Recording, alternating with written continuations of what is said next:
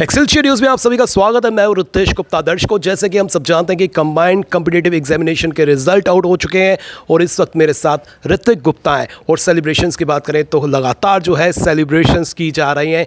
ऋत्विक से जानने की कोशिश करते हैं कि इस सक्सेस का श्रेय किसको देना चाहते हैं और कितनी मेहनत जो है इन्होंने की थी इस लक्ष्य को प्राप्त करने के लिए। ऋत्विक, सबसे पहले आपका बहुत बहुत स्वागत है और ढेर सारी शुभकामनाएं। Thank you so much sir. तो ऋत्विक, जिस तरह से आपने 10th रैंक हासिल किया है, तो पहला अटैम्प्ट था आपका या इससे पहले भी आप अटैम्प्ट कर चुके हैं?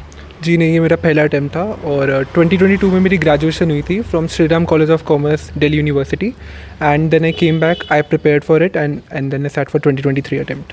तो जिस तरह से आपने 10th रैंक जो है हासिल किया है, सेटिस्फाई हैं? क्योंकि जो नंबर 1 रैंक जिन्होंने हासिल किया है उनके मार्क्स जो है 1089 है और आपके 1043 हैं। मीन्स 45-46 मार्क्स का ही फ़र्क है। तो सेटिस्फाई हैं? जी, एक तो लिस्ट में आना ही बहुत बड़ी बात होती है, तो आई वॉज नॉट इवन एक्सपेक्टिंग कि मतलब टॉप 10 रैंक आ जाएगा। आई वॉज एक्सपेक्टिंग लिस्ट में हो सकता है बिकॉज हार्ड वर्क की और पेपर्स अच्छे गए थे। तो top 10 rank is unreal and बाकी whichever rank it is equally good. I am very satisfied, more than satisfied that I am in top 10। तो ऋत्विक, जिस तरह से प्रिपरेशन की बात करें तो आज के टाइम में काफ़ी मटेरियल जो है हमें उपलब्ध हो जाता है। इंटरनेट की बात करें, मार्केट की बात करें, इंस्टीट्यूशंस की बात करें, कई तरह के प्लेटफॉर्म हैं जहां से हम तैयारी कर सकते हैं। तो तैयारी आपने किस तरह की और किस तरह से जो है आपको बाकी चीज़ों की मदद मिली?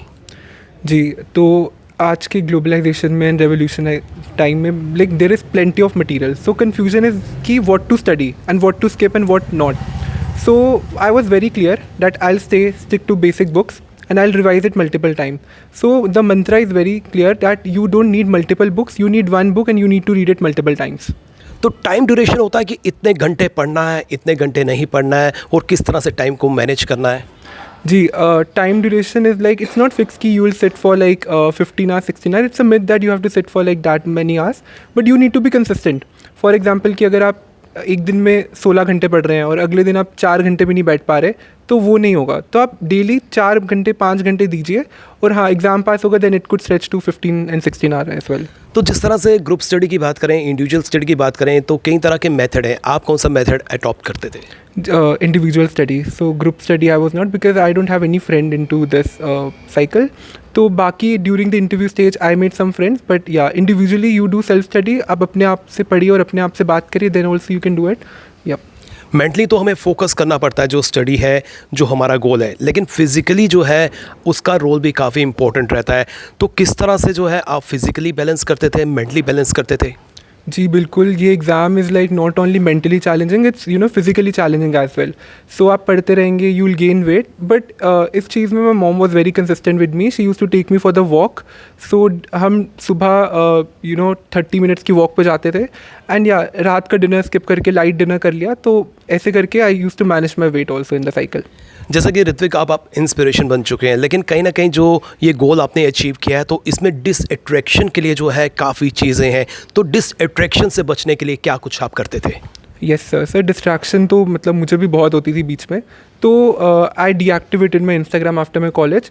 सो या, तो अगर जो चीज़ आपको डिस्ट्रैक्ट करी है तो आप उस चीज़ को कम्प्लीटली कट ऑफ कर दो, then only you can manage. हाँ, there are people who can manage civil services preparation with Instagram, but या मेरे केस में I was not. I was, if I start watching reels, I sit for 1 hour 2 hours, then reels देखते देखते थक जाओ, फिर सो जाओ। So I deactivated it. मैंने मैक्सिमम जितने भी लोगों से बात की है तो वो मैक्सिमम जो है डीएक्टिवेट कर देते हैं अकाउंट। तो क्या ये हम कह सकते हैं कि ये हावी हो जाता है? हाँ, अगर आप बिल्कुल डीएक्टिवेट करते, तो मेरे केस में क्या था कि मैं अपनी मम्मा का इंस्टा देख लेता था। उनके फ़ोन से अगर मुझे 2-3 चीज़ें या कुछ देखना है, तो ऑल्सो देयर इज़ नॉट कि आप लोग you watching reels and it's bad thing. So you are using it for socializing also. You get to learn a lot. So there are certain Instagram pages where I used to get a lot of quotes which even I used in my essay as well.